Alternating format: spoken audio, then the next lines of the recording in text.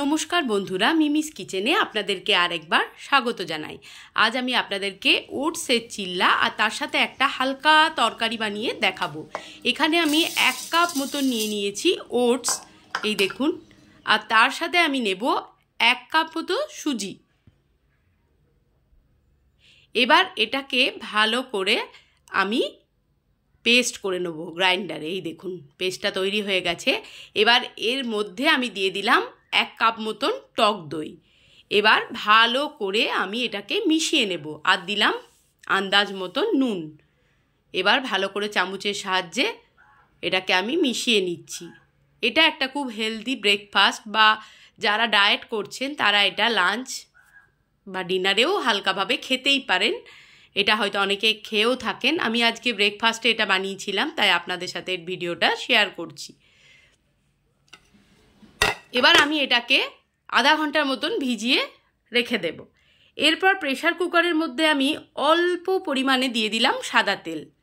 আর ফোড়নের জন্য আমি ব্যবহার করব এখানে সর্ষে। তেলটা যতটা পরিমাণে কম দেওয়া যায় ততটাই ভালো। দিলাম সর্ষে আর দিয়ে দেব কারি পাতা, যদি কারি পাতা না থাকে, আর তার সাথে কুচিয়ে রাখা কাঁচা লঙ্কা। যদি কারি পাতা না থাকে তো আপনারা না দিলেও হবে। আর দিলাম অল্প পরিমাণে হিং। ব্যাস, এবার ফোড়নটা গরম হওয়া অবধি অপেক্ষা করব। আর সবজির মধ্যে আমি বেগুন, আলু, ক্যাপসিকাম, টমেটো, পেঁয়াজ নিয়ে নিয়েছি। সবজি যে যার বাড়িতে যা আছে তাই দেবেন। আমার কাছে যা যা ছিল আমি দিয়ে দিয়েছি। এবার একটা যে পেঁয়াজ আমি কুচিয়ে রেখেছিলাম সেটা ওর মধ্যে দিয়ে দিলাম। তারপর টমেটোটা দিয়ে দিলাম। তারপর ক্যাপসিকাম, আলু, বেগুন সব এক এক করে পুরোটাই আমি ওর মধ্যে দিয়ে দেবো।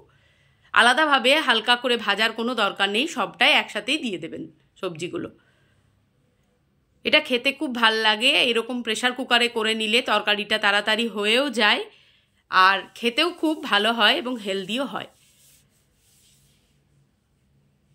যদি কেউ চায় আলুটা স্কিপ করে দেবেন। এবার ভালো করে নাড়াচাড়া করে নিচ্ছি আমি। এবার ওর মধ্যে পরিমাণ মতো নুন, হলুদের গুঁড়ো,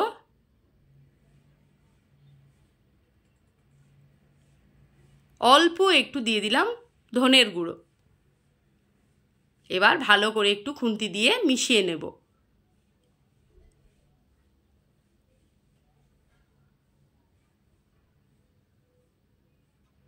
এবার দিয়ে দিলাম জাস্ট ব্যালেন্স করার জন্য একটু চিনি।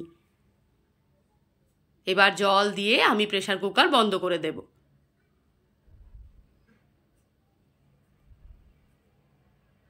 তরকারিটা খেতে এত ভালো হয়েছিল, ভিডিওটা আমি পরে পোস্ট করছি। খাওয়া অলরেডি হয়েই গেছে, খুব টেস্টি হয়েছিল। আর এই যে আধা ঘন্টা হয়ে গেছে আমার ভেজানো। এবার ঢাকনা খুলে এর মধ্যে আমি একটু সোডা, খাবার সোডা যেটা আমরা বলি, সেটা মিশিয়ে দিলাম। এবার চামচে করে, খাবার সোডাটা দেওয়ার সাথে সাথে কিন্তু এটা করতে হবে, রাখা যাবে না।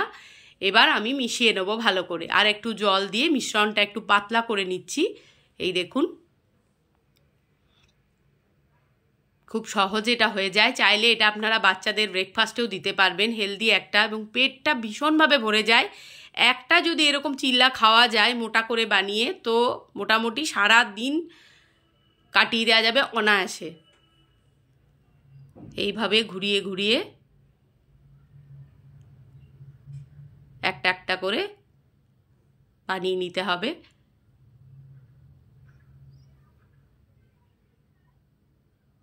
আমি কোনো তেল কিন্তু ইউজ করিনি, জাস্ট একটুখানি সাদা তেল আমি আগে ব্রাশ করে নিয়েছিলাম।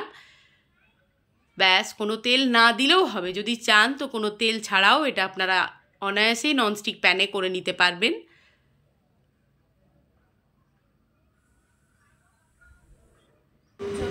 একটা পিঠ প্রায় হয়ে এসছে, তারপর উল্টে দিচ্ছি। এই দেখুন এইভাবে একটা একটা করে করে নিতে হবে। দুটো পিঠই আমার ভালোভাবে হয়ে গেছে। এবার আবারও আপনাদেরকে আর একটা বানিয়ে আমি দেখাচ্ছি।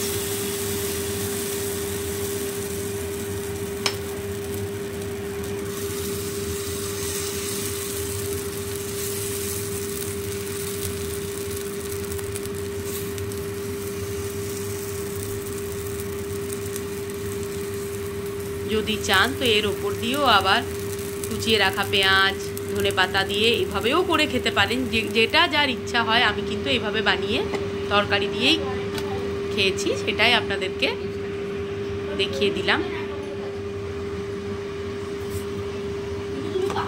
এই দেখুন কেমন সুন্দরভাবে উঠে গেছে, তৈরি হয়ে গেছে আমার ওটস চিল্লা আর তার সাথে একটা সবজি।